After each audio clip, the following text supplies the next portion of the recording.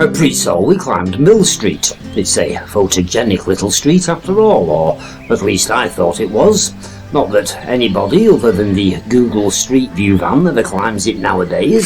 Preesall Mill itself no longer stands on Preesall Hill. It barely stands at all, if appearances are anything by which to judge, being it possibly the grubbiest of our local windmills. Despite it being Grade 2 listed, it was, believe it or not, still operating as late as 1988, the last in Lancashire to do so, although the sails had blown off 60-odd years earlier. Now it stands capless, armless, and wearing a patchwork coat of grime. The original peg mill at the end of Mill Street was blown down by a gale in 1839. Mill Street nowadays leads nowhere. It should perhaps just be called Street. There are stories to be had in Preesall, tales of boggart cats in bright red tunics and coin hoards tumbling out of the hill. There's also the story of Bernard Higginbottom, a retired butcher who in 2004, at the age of 100, murdered his wife by slashing her throat with a big knife.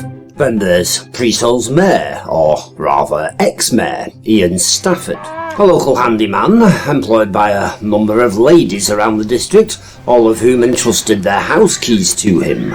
Unknown to them, however, as they were attending to matters further afield, Stafford would creep into their bedrooms, rifle through their underwear drawers and, how can we put this delicately, exercise his unlawful droit de seigneur on selected frilly items. He'd then replace said garments, soiled, as though nothing had happened. Let's move on.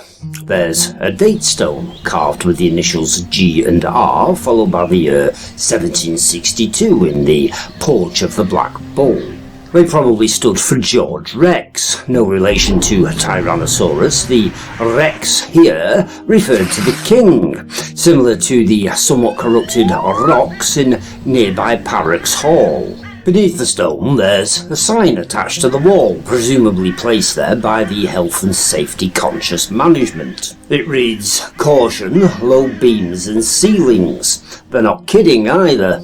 We've come a cropper on the lintel above the bar on more than one occasion, although generally by the fourth pint we tend to stop noticing. A few yards up the hill, just beyond the old farmhouse with its cobbled backyard and what appear to be the remains of pig pens, stands the former Saracen's Head. Or rather two heads, the second one's a bit of a mystery. At some point in the past, when the Saracen's Head, now the Saracen's House, was going through a financially difficult patch, the carved stone head that adorns the car park wall, originally it stood above the front door, was moved to somebody's private garden. We're not sure why. Later, when the pub reopened, both wall and head were reunited, although this time with a companion. The smaller carving, sprouting from the neck of the larger one, so that it resembles Zaphod Beeblebrox, isn't a Saracen at all.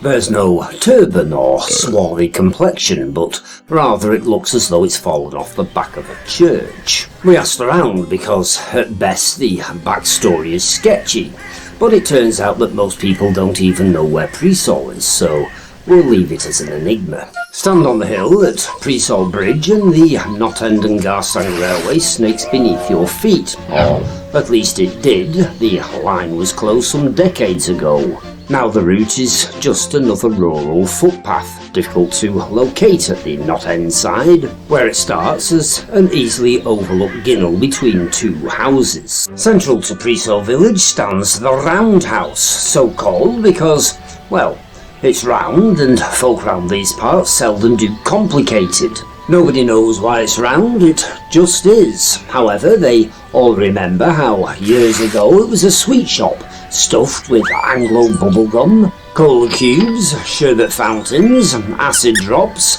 gobstoppers and flying saucers, sugar mice, Milky Ways and marathon bars, before the latter's name was changed to Snickers in an uproar of controversy. But now the riots have subsided, everybody's forgotten about it and returned to their normal routines. Opposite the roundhouse runs the appropriately named back lane, a vertiginous rut between the houses that's soon swallowed by the countryside beyond.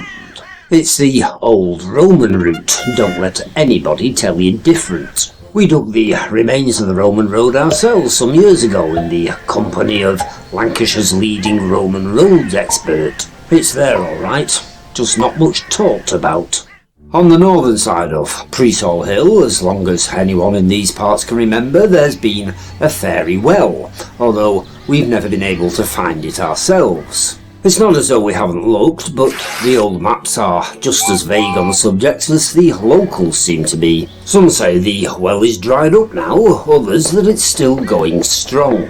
William Thornber, the infamous Blackpool historian, even wrote a transaction about it, enthusing poetically about the Queen of the Fairies charging around on her winged chariot. He was probably drunk when he wrote it. It seems unlikely that the old ways are still observed by modern kids, but in Lancashire law, published by the Lancashire Federation of Women's Institutes in 1971, one unnamed native of Preesall recalled, "I've heard my grandma talk of the old days about the young girls of the village going to the well on All Souls' Eve. They would place empty eggshells around the top of the well. On that particular night, the fairies that lived in the water would come out to drink, and if the eggshells were not there, ready for them to drink from, they would be so angry that they would go away and the spring would dry up."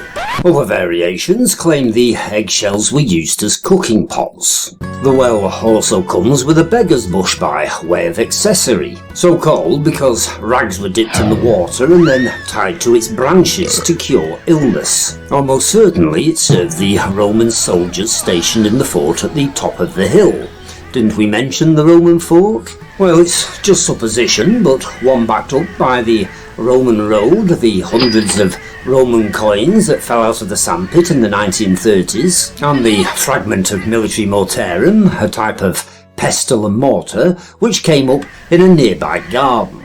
From the schoolyard on a clear day you can see a huge swathe of Lancashire. To the west, Morecambe Bay, to the north the Cumbrian Mountains, to the east the knobbled spine of the Pennines, and to the south Poulton, Fleetwood's lighthouses, and the end of the episode disappearing into the credits, along with the plea to subscribe to our channel and meet us here again ASAP.